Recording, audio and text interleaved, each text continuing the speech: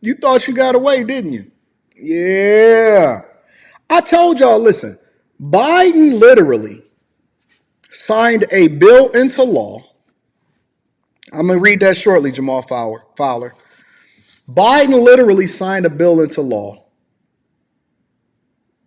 that allows for them to chase you down for the next 10 years. Biden signed a bill into law that allows for them to be able to chase you down for the next 10 years. Meaning, they're not necessarily in a rush. They just taking their time in order to build up the case against you. So everybody that went out there and y'all was PPPing it up, and I was warning y'all, I said, y'all, don't do that. Don't do it. It's not free money. It's not free money. It's not free money. I know you think that you're smarter than everybody else. It's a setup. It's a setup. They not losing nothing. They not tripping off of it. All you doing is running up inflation. I seen a Lamborghini dealership was booming. Now everybody ain't got no G-Wagon. For some reason, a Lamborghini dealership only selling back to the rich again. Everybody was trying to go and get a Lambo. Everybody all of a sudden was trying to get a G-Wagon. Everybody was riding in the baby Benz, the BMWs and all of that. All of a sudden, money was everywhere. We didn't know where the money was coming from. I said, is everybody just leapfrogging me?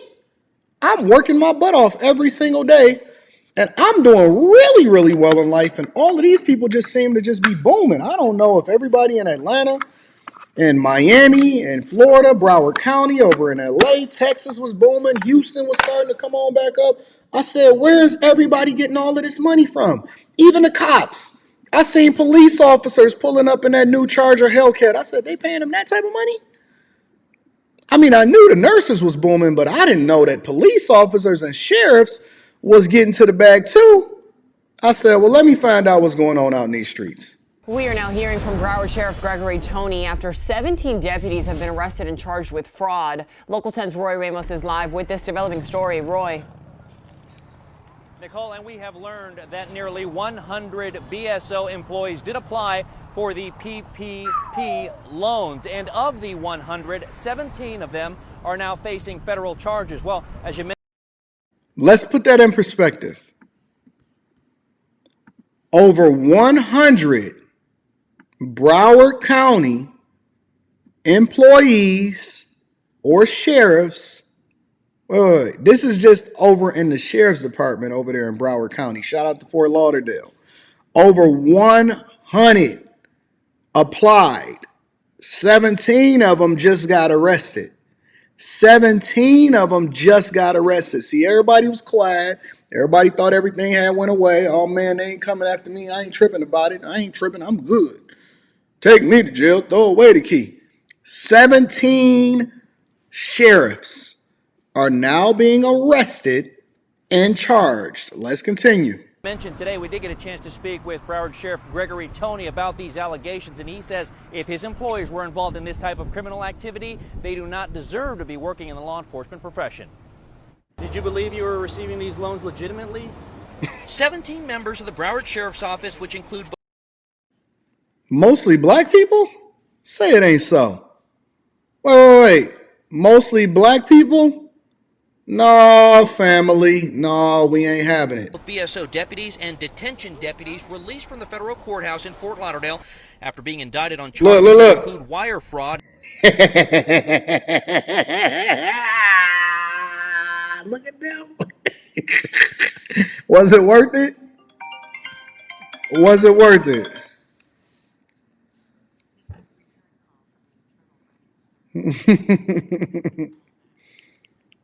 Nah, I'll find out later. I ain't worried about that right now. Was it worth it? Was it worth it, my people? My people, my people, my people, my people. After federal investigators said they fraudulently applied for and received funds from the Paycheck Protection Program, or PPP loans. Bonds were set. They're being released. Nobody, as far as I know, is being detained. And we'll take it from there. We'll be back in court. Attorney Brian Silber represents 3 of the defendants, some of whom have either been suspended or placed on leave pending the outcome of the investigation. I can't comment on the nature of the case. While the charging documents do not allege that any of the defendants committed the charged offenses in the course of their official duties, this does not in any way diminish the seriousness of what the defendants are alleged to have done here. Sheriff Gregory Toney said he first learned of the crimes in November of 2021, prompting him to investigate all 5,500 of his employees, including himself and other top brass. Of the 17 indicted, 7 BSO deputies and 1 sergeant. Ooh, we got us a modern white woman over there. Modern white woman coming through. Her looks like she probably got a little girlfriend on the side of her. Law enforcement and 8 detention deputies and 1 sergeant in corrections. I hate to see that, knowing some of the individuals and seeing the names on that list that's being indicted, some of them were good officers.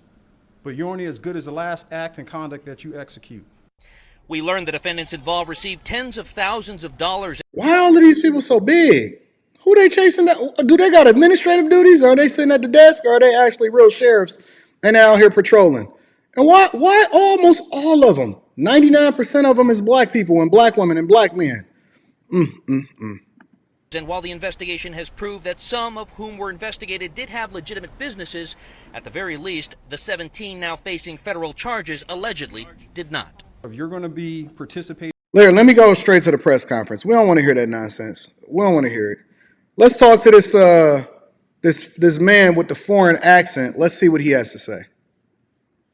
Together with the officials standing alongside of me, we are here today to announce federal charges against 17 defendants.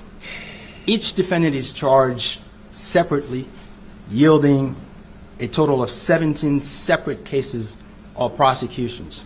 This is not a single indictment involving 17 defendants. Rather, it is 17 separate indictments.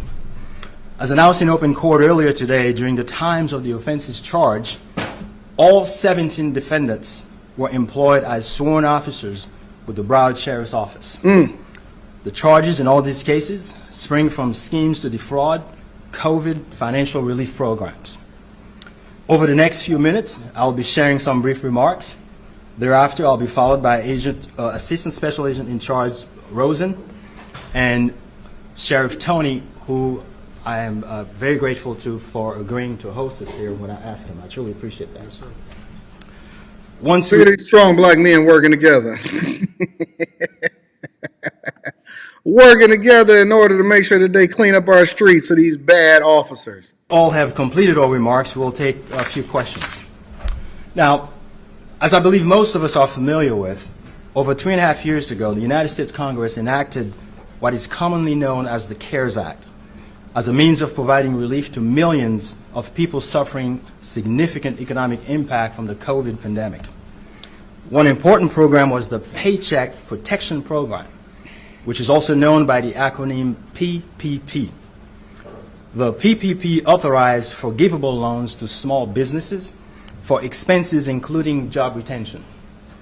Another important program was the Economic Injury Disaster Loan Program, which is also known by the acronym EIDL, E-I-D-L. The EIDL authorized the extension of loans to small businesses experiencing a shortfall in revenue due to the pandemic at the time. Funds available under these programs were designed to keep small businesses afloat, to allow businesses to provide goods and services to their communities by assisting them in funding business costs. The prosecution of COVID financial fraud offenses has been and continues to be an important priority of federal law enforcement, including in this district. Since the enactment of the CARES Act, the United States Attorney's Office has charged more than 150 cases involving in excess of about $195 million in losses. This is not an abstract crime. It has real consequences, not only to our... Oh, they coming for you. They still got over 7-8 years to be able to find you. They probably looking at you right now. They said, did this person take the PPP loan? All right, let's go ahead and figure it out. Don't y'all know that they actually have like real tax payrolls and unemployment taxes that you have to pay and so many different employees that you have to justify as actually on your payroll and all of that? Don't y'all know that all of this stuff is documented? What y'all thought? You thought that just because you got an LLC and you filed for EIN and you was out here and you thought that you can go and get you $1 million and that was just to come up for you, right? You thought that was the end of the conversation? Oh, I got my sole proprietorship. I am a business. Most small business owners are one-person operations that's not even generating revenue or actually executing on becoming a business. They just reserving a name, saying that they're going to start a business with no plan, no revenue, no expenses, no nothing. And you thought that you was just going to wake up, finesse the government, and that they wouldn't track you down and see what was going on in your life. Don't worry about it. Economy, but also to our federal coffers. Now, you may have heard that the wheels of justice turn slowly, but turn they do. And when individuals take advantage of government programs intended to provide relief to people in need by fraudulently applying and receiving funds from those programs, the federal government will come after you. Whether it be in a year, 2 years, or 5 years, there is a reckoning. The 17 criminal cases announced today mark another significant set of prosecutions in our efforts to combat COVID financial fraud. On May 17, 2021, the Attorney General established COVID-19 Fraud Enforcement Task Force that is to marshal the resources of the Department of Justice in partnership with agencies across government to enhance efforts to combat and prevent pandemic-related fraud. Basically to chase you down. That's the C student translation.